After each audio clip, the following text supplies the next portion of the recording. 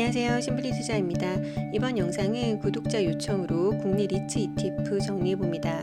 국내 상장되어 있는 리츠 관련 ETF 리스트입니다. 9월 27일 기준으로 투자되어 있는 자산 규모로 정리되어 있는 표고요. 총 12개의 인프라 관련 ETF가 있는데요. 이 중에서도 미국, 또 일본, 글로벌 관련 이런 리츠 들이 있기 때문에 오늘 영상에서는 국내 상장되어 있는 리츠 기업들을 담은 ETF들 3개 정리해 봅니다. 타이거 리츠 부동산 인프라, 코덱스 한국 부동산 리츠 인프라, 그리고 플러스 K 리츠 상품인데요. 주요 정보 살펴보시면 우선 타이거 상품은 국내 최초로 상장된 부동산 리츠 인프라 펀드에 투자하는 인컴형 ETF입니다. 2019년에 상장이 되었고요. 그렇기 때문에 자산이 5,670억 원이 투자가 되어 있습니다. 코덱스는 2024년 3월에 출시가 됐어요. 그래서 출시된 지 운영 그 기간 면에서 좀 차이가 있다. 1,000억 원 정도 투자가 되어 있고, 플러스 K 리츠는 2022년에 상장되어 있는데 이제 89억 원 투자가 되어 있거든요. 이게 좀 큰 차이가 보이는 이유가 이제 구성 종목에서 좀 차이가 나기 때문입니다. 세계 상품 월배당 하는 상품이고요. 타이거 상품과 플러스 K 리츠는 매월 마지막 영업일 기준으로 분배금이 지급이 되고 있습니다.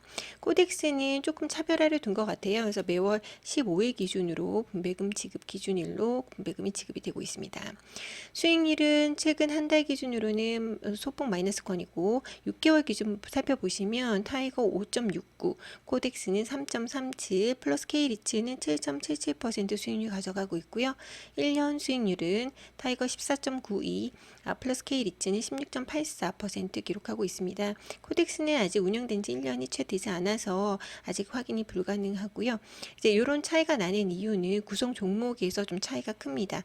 뒤에서 살펴보겠고, 그 전에 이제 분배금 먼저 짚어드리면 세계 상품 분배금 꾸준히 지급이 됐는데, 우선 한 가지 알아두실 점은 타이거 리츠 부동산 인프라 같은 경우는 2020년 11월부터 2022년 10월까지는 분기 배급 으로 진행을 하다가 2022년 11월부터는 꾸준히 월배당을 하고 있습니다. 플러스 K 리츠 상품도 2022년부터 이제 운영이 됐는데 2023년부터 분기 지급으로 한 해 하다가 2024년 올해 1월부터 월배당을 하고 있습니다. 코덱스는 상장 이후부터 이제 올 4월부터 이제 꾸준히 분배금이 지급됐고요. 분배율 계산해 봤더니 세 개 상품 모두 큰 차이 없습니다. 보수 수수료인데요. 아무래도 코덱스 상품이 가장 최근에 이제 수수료가 적습니다라는 캐치프레이즈로 출시를 하면서 실제 보수 수수료가 0.1263으로 가장 낮고요. 타이거 0.1421, 플러스 K 리츠는 0.3668 실제 보수 수수료 보이고 있습니다. 바로 구성 종목 살펴보겠습니다. 구성 종목에서 좀 상이하다 말씀드렸죠. 우선 자산 규모가 가장 큰 타이거 리츠 부동산 인프라에 담겨 있는 기업들 기준으로 이제 하단부터 이제 구성 비중이 높은 기업들로 배치를 했고요. 같은 색깔이 같은 기업으로 다른 상품이 어떻게 담겨져 있는지 좀 옆으로 비교하실 수 있습니다. 먼저 가장 큰 차이는 바로 맥쿼리 인프라라는 기업의 비중입니다. 우선 기본적으로 플러스 K 리츠에는 들어가 있지 않고요. 타이거와 코덱스에만 담겨져 있습니다. 눈치채셨는지 모르겠는데 이 맥쿼리 인프라 기업은 리츠 기업이 아니에요. 이제 인프라 산업에 투자하는 기업인데 보시다시피 요 기업을 담고 있는 타이거와 코덱스 상품명에는 리츠 플러스 인프라라고 적혀져 있죠. 반면에 플러스 K 리츠는 순수 리츠 기업만 담고 있기 때문에 인프라가 붙어 있지 않고요. 그래서 이 기업이 가장 큰 차이가 타이거에는 15.8%, 코덱스 한국부동산 리츠 인프라에는 무려 23.64% 담겨져 있고 플러스 K 리츠에는 담겨져 있지 않습니다. 그래서 이 기업의 그 비중과 포함 여부가 가장 큰 차이를 보이고 있고요. 사실 코덱스 한국부동산 리츠 인프라는 상품 특성에서 우리는 이제 안정적인 으로 배당을 하고 있는 맥쿼리 인프라 기업에 집중 투자한다라고 아예 적혀 있어요. 그래서 최대 캡이 25%까지도 담는다라는 그런 기조이기 때문에 이렇게 비중이 앞으로도 이제 리밸런싱을 하더라도 좀 많이 가져가는 그런 구조가 될 겁니다. 그다음은 이제 SK 리츠인데 이 기업은 이제 거의 국내에서 국내 상장되어 있는 리츠 기업 중에서 가장 그 자산 규모가 큰 기업이거든요. 시가총액도 크지만 그래서 15.3%, 코덱스는 12.24, K 플러스 K 리츠는 14.81로 비중 있게 담겨져 있습니다. 그다음은 ESR 캔달 스퀘어 리츠인데 이 기업은 이제 플러스 K 리츠에 조금 더 많이 담겨져 있고 쭉 보시면 여기까지 거의 구성 종목이 좀 흡사합니다. 비슷한데 구성 비중 면에서 맥쿼리 인프라가 좀 차이가 나고 그 다음 차이가 나는 게 하나리츠 비중이거든요. 그래서 타이거 리츠에는 7.9, 코덱스에는 2.6 소폭 담겨져 있고 플러스 K 리츠에는 담겨져 있지 않습니다. 그 다음 차이는 타이거 리츠 부동산에는 코람코 라이프 인프라 리츠 기업이 하나 더 담겨져 있고요. 반면에 이제 코덱스에는 여기 끝에 미래 에셋 글로벌 리츠 그리고 NH 오런 리츠 기업 두 개가 좀 담겨져 있는 게 특징입니다. 그래서 가장 큰 차이는 이렇게 되고 있는데 좀 정리해드리면 타이거 리츠 부동산 인프라에는 코람코 라이프 인프라 리츠 그리고 기업 비중이 코덱스보다 매우 고르게 담겨져 있다. 코덱스에는 맥쿼리 인프라 비중이 굉장히 차별적으로 탑 기업으로 들어가 있고 비중 캡이 25%까지도 차지하고 있다.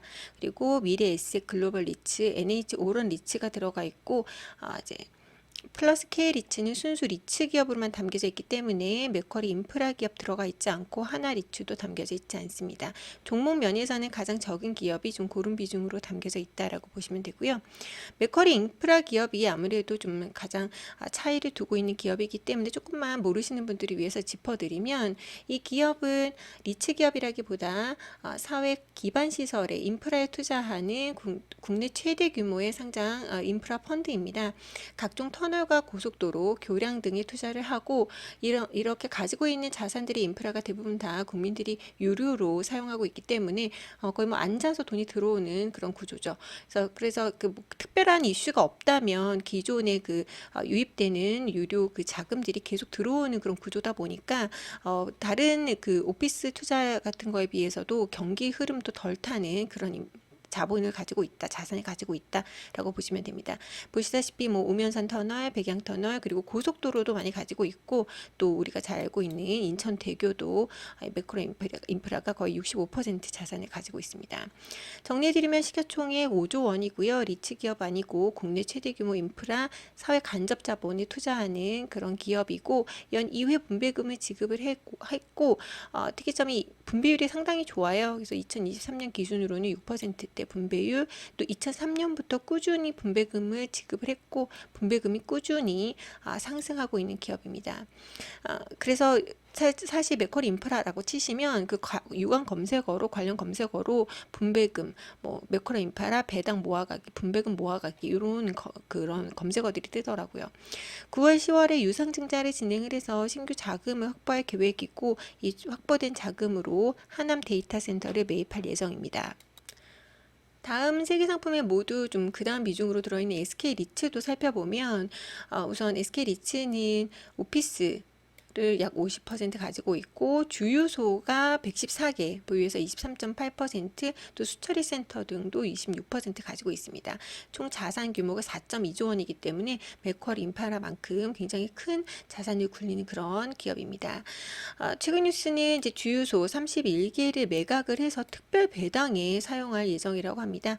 알아두시고 이 기업 역시 배당률 매우 좋더라고요. 이제 최근에 6.28%까지도 오른 그런 배당률 보이고 있고 굉장히 안정적으로 운영이 되고 있는 그런 위치입니다.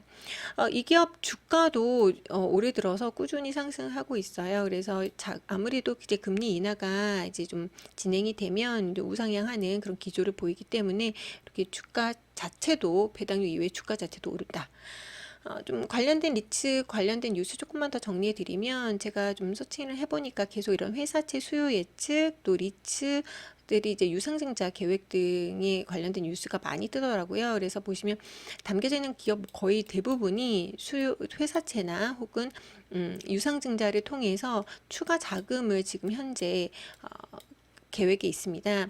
근데 이렇게 금리 인하를 통해서 유상증자를 하는 그런 리츠들의 행보가 리츠 업계에서는 좀 좋게 여겨지는 청신호로 해석이 되고 있습니다. 그 이유가 이제 외형을 키운다는 얘기인데 아무래도 경기 회복으로 그 예측을 하고 있기 때문에 추가 자금을 통해서 본인들이 자산을 보다 더 늘려서 그 자산을 불려서 이제 분배금이나 그 이익을 좀 더 늘려나가겠다라는 기조라서 이런 유상증자 뉴스들이 나쁜 건 아니다라고 봐주시면 될 것 같고, 끝으로 이제 금리 인하가 단행이 되면 수혜를 얻는 섹터 중에 하나가 이제 리츠 업계입니다. 아무래도 금리 인하가 되면 이제는 자금을 조달하게 되는 그 이자 자체가 이제 싸지기 때문에 리츠 업계 역시 호황이 되는 셈인데요. 그래서 리츠 자산이 곧 현재 이제 100조 원을 96조 원 투자가 돼 있다고 합니다. 국내에서. 근데 이게 곧 100조가 돌파될 것으로 예상이 되고 있고 금리 인하 시에는 최고 이제 150조 원까지도 자산이 늘어날 것이다. 9월 5일자 기사이고요. 또 규제 완화 플러스 금리 인하 덕에 이제 계속 자산을 늘려가고 있다. 그리고 앞에서 말씀드렸던 그런 이렇게 추가 자금을 통해서 보다 이제 자산을 늘려간다라는 이야기가 들려오고 있고요. 그래서 이제 리츠의 기본 구조 자체가 부동산 투자 회사들이 이제 투자자들로부터 자금을 받거나 혹은 이런 추가 유상증자 등을 통해서 이제 자산에 매입한 다음에 거기서 나오는 이제 임대료나 개발 이익을 도로 이제 투자자들한테 배당을 해주는 그런 기조이거든요. 그래서 나는 리츠 개별 기업에도 관심 있어 하시는 분들은 상장 리츠 관련된 현황이 정리되어 있는 그런 사이트가 있습니다. 한국 리츠 협회의 상장 리츠 시장 현황이 이렇게 기업별로 이렇게 자산 총액까지 정리가 되어 있거든요. 앞에서 그 SK 리츠가 4조 원대 자산 가지고 있다고 말씀드렸죠. 24개 리츠 기업이 현재 상장이 되어 있고요. 그 기업별로 현재 그 주가 배당률, 시가총액, 자산 총액까지 모두 정리가 되어 있기 때문에 이 사이트 그 해당 페이지 제가 영상 하단에 걸어둘 테니까 궁금하신 분들은 해당 그 페이지 확인하시면 좋을 것 같고, 분배 그 배당률이 정말 좋더라고요. 그래서 분배금에 관심 있으신 분들은 꼭 한번 공부해 볼 섹터라고 생각이 되고요.